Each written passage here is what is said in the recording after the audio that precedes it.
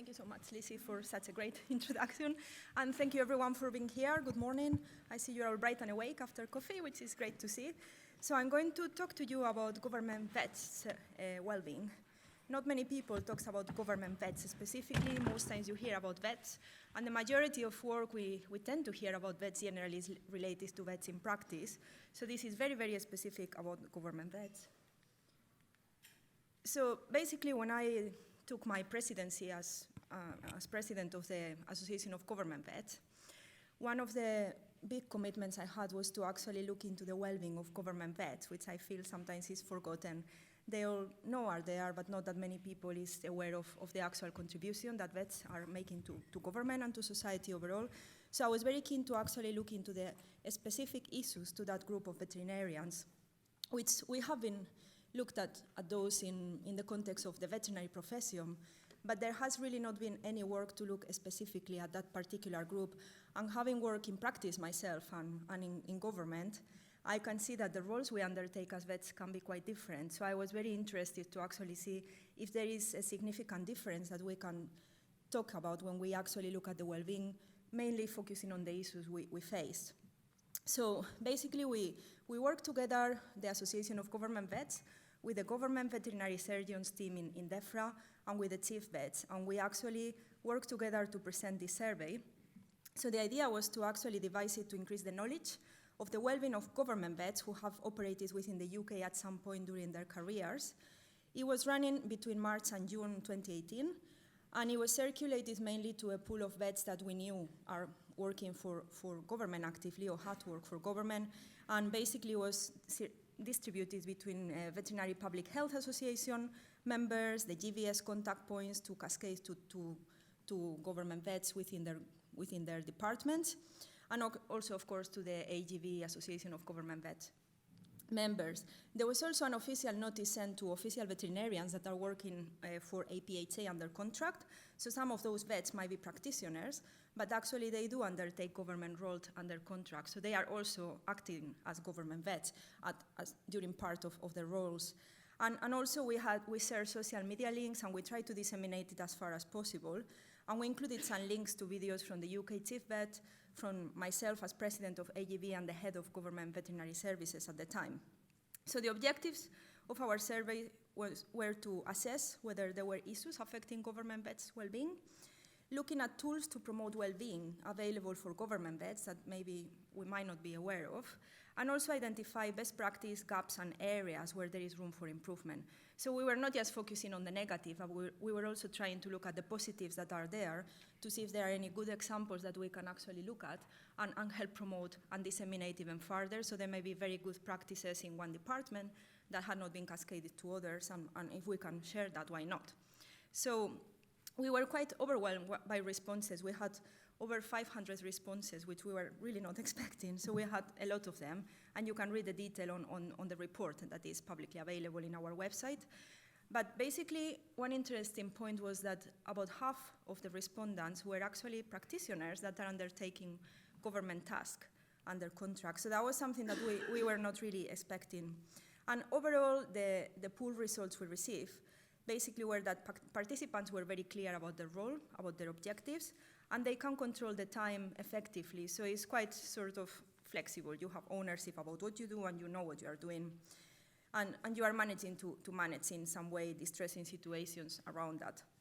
Most were engaged in work outside contracted hours and had different priorities. So the theme of competing priorities and time pressures came quite strongly. But only 16% of them described the workload as unacceptable, which might be an indication that actually we accept that. We are vets, and that comes with the job. And some of the responses mentioned that at different points during the survey. So that was a really interesting thing to see that there is quite a lot of complacency there. It's not a nice situation, but we accept it. And I think that's reflected in the 16% that thought the work was unacceptable. The others were quite content to report it as satisfactory or any another grading. Most participants also felt they received sufficient training to undertake their work, and that some areas there could be improvement. So there will be later some specific mention of training. We were asking about support tools and what they use as support tools. And you will see that the top one is colleagues.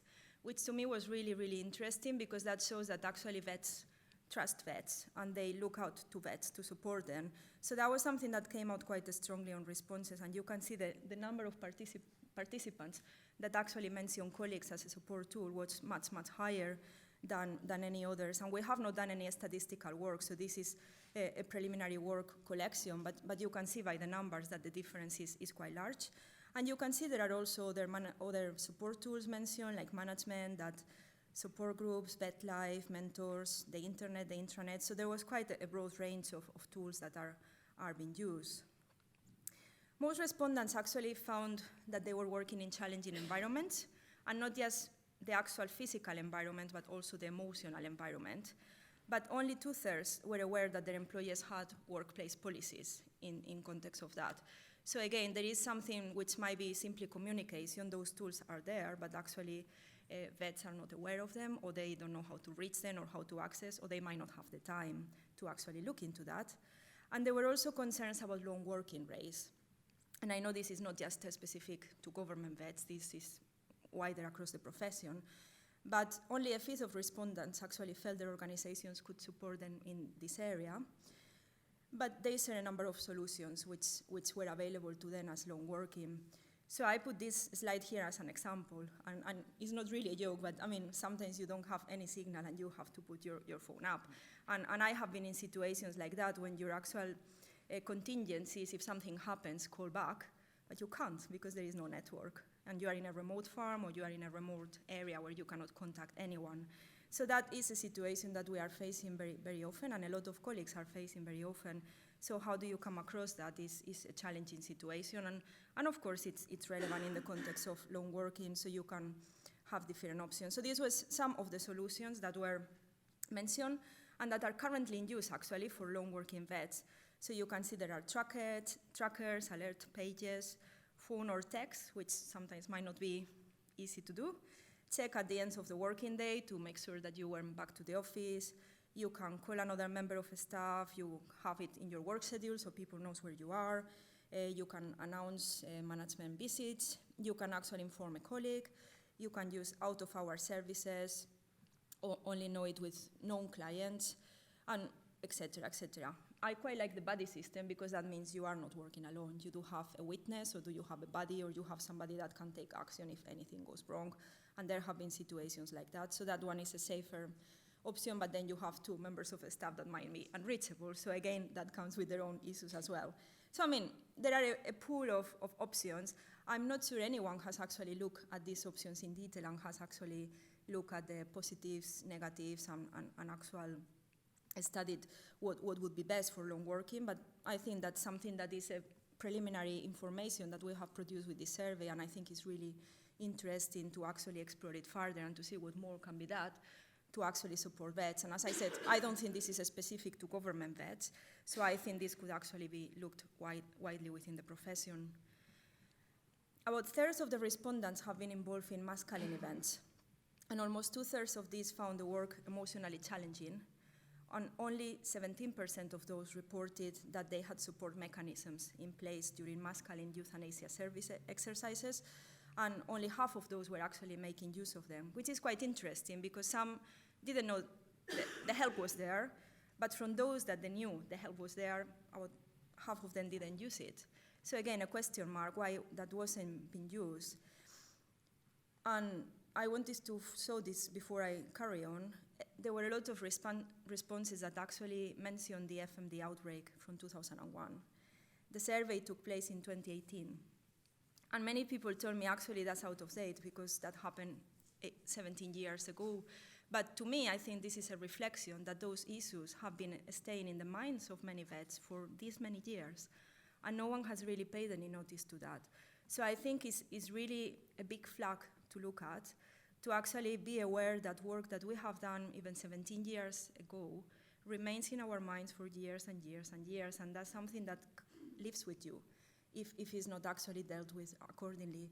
So we have taken one action for this, and I'm very pleased to let you know today that actually we have discussed with APHA that the contracts that come for calling exercises, the future ones will have a clause which actually will require contractors to have a clause to provide mental health support to vets that are working in contracts and to anybody else in the team. So that's an action that I took away from this, because I really think was a big flag, and having spoken to many colleagues, they all agreed that what they saw and what they have to actually do as part of their roles during FMD was very distressing for them.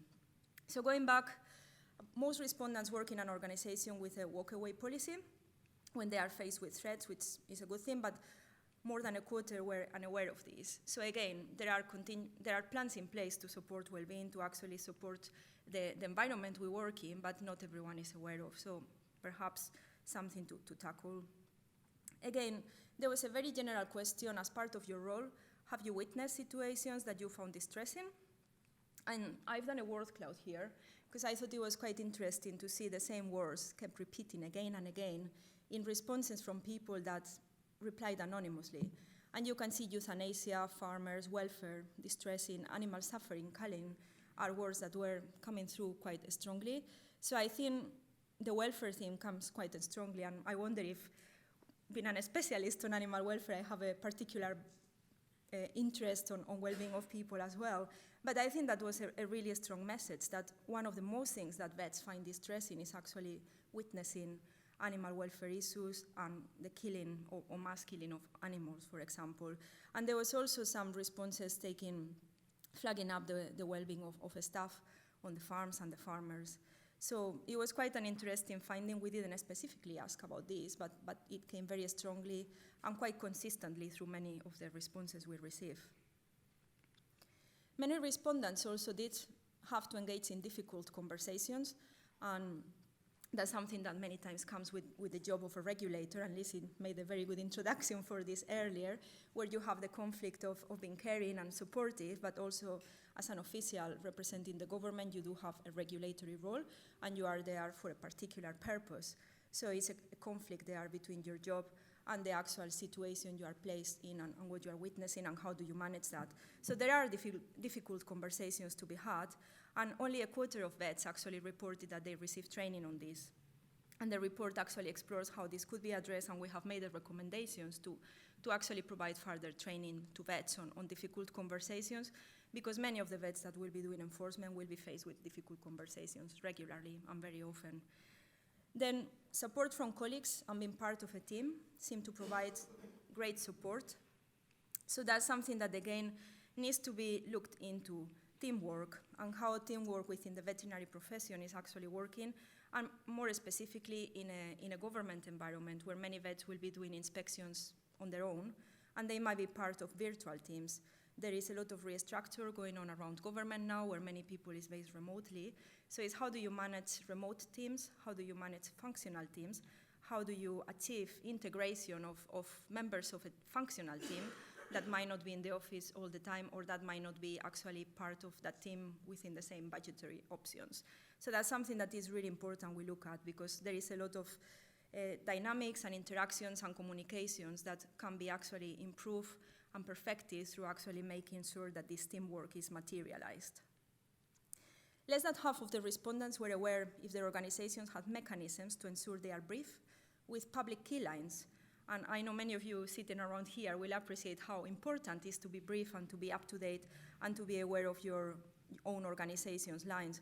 So again, how does that key information reaches the right people, and how does it reach vets? It's not just about comms people being briefed, but it's also about people that is out there in the field doing the job, and many times are seen as the face of that department. So it's how do we make sure that those briefing lines are reaching?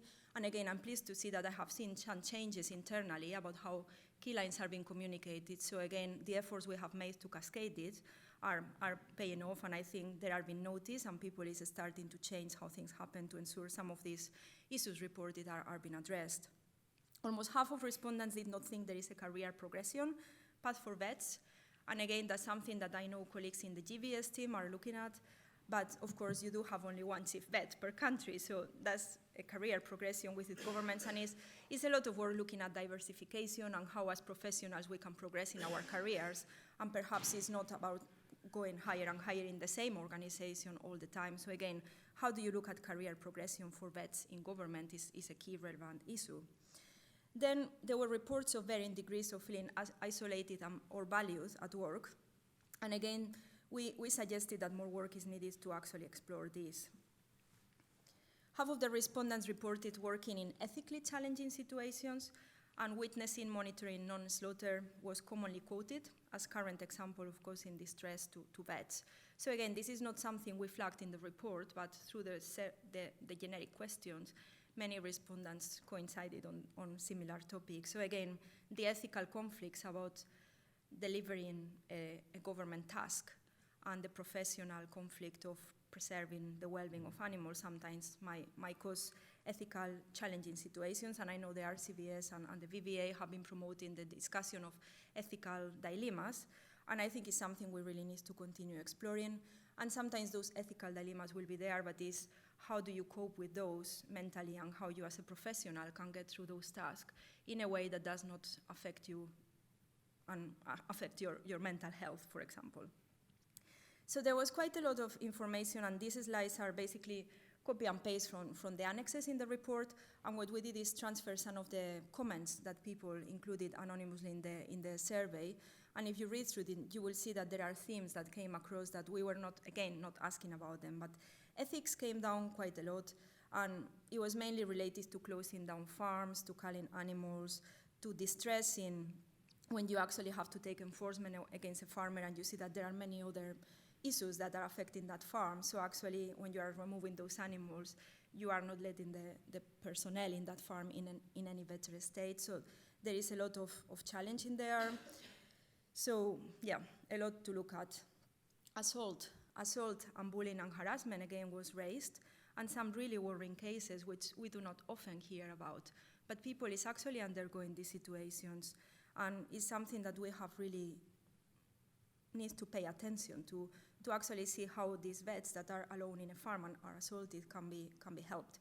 And of course, we have the walk away policies, but still that situation will walk with you for time and time. So again, it's how we can cope with this and how we can support people that is actually going to a farm and then leaves the staff there crying for the enforcement action they took. Again, it's something quite challenging, something that you might not expect. And of course, we work with people, and people has different reactions. Some might react by shouting at you, some might actually shy away and start crying. So again, how do we equip ourselves as inspectors, as officials, to actually be able to manage that in a way that is professional, but it's also supporting our well-being? Slaughter without understanding was raised, animal abuse, welfare cases, verbal abuse and intimidation. So again, you can see there are lots, and these are responses from different people, so you can see how many we receive. And to me, it was quite concerning to see how many vets actually replied anonymously to this survey, but when you actually go on the day-to-day, I am not sure how much of this is reported officially. So again, it's something that really needs to be looked into. Gender discrimination and nationality discrimination. We heard a lot about discrimination, and we heard a lot about BAME groups, but actually how much we hear about other nationality discrimination. And again, that's something that, of course, in the current political climate we had is been discussed, but I am not sure everyone realizes the depth of some of the issues that are happening in the fields, and people is living with this on their daily lives. So again, it's something that needs to be paid attention, and when we talk about discrimination and racism, I don't think it's about the minority groups, but I think now we are in a situation where actually that's grown and it's become wider, unfortunately. And you can see there is more about bullying and harassment in the workplace, etc. So again, I think overall we concluded from the survey that there is quite a lot going on in government vets, but what you see on the face of it is that I'm okay. And most people tend to do this, which, I mean, I'm guilty myself of doing this a lot, but actually I think we need to sort of understand that everything is not perfect, and we have really tried to see if there are ways to make it better, to see if we can actually discuss it, and it might be that we can discuss it with colleagues, but we really need to find mechanisms to actually explore all of this that was reported, and not just the bad, but also the good. There were a lot of good support tools that were mentioned, and I think they need to be looked at in detail to see if people can actually use them more to help them during their jobs. So I am aiming to go to to this situation where we can all say, oh, I'm super happy, and we actually mean it. So I will leave it there. If you want to read further about the report, it's published on the Association of Government Vets website, and any questions, we will be very happy to talk to you. Thank you.